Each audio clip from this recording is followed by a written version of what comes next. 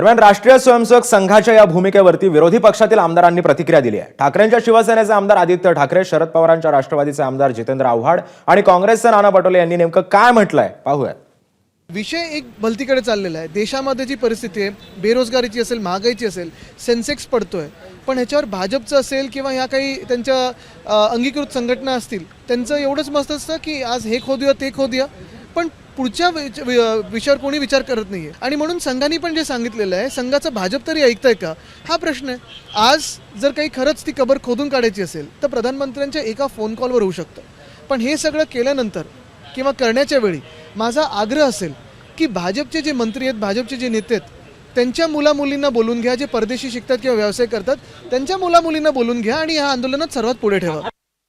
हा वैचारिक विषय आहे आणि मला वाटतं ही म्हणजे त्यांचे विचार हे आमच्यापेक्षा वेगळे आहेत, खूप वेगळे आहेत। मी RSSचा कट्टर विरोधक आहे आणि असं असून सुद्धा जेव्हा ते अशी भूमिका घेतात ती म्हणजे एक खरोखर विचार करण्यासारखी भूमिका आहे। जर RSSने ही भूमिका घेतली असेल तर कौतुकास्पद आहे आणि अभिनंदनीय।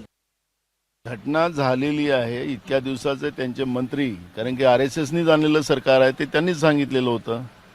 मग RSSनी आणलेले सरकारातले मंत्री या पद्धतीचं धार्मिक तेढ निर्माण करत असताना त्यावेळेस संघाने त्यांना काय काने टोचलेत। महाराष्ट्र पेटल्यानंतर आता आम्ही नाही आहे त्याच्यातले असं सांगणं चुकीचं आहे। उशिरा सुटलेलं छानपणा।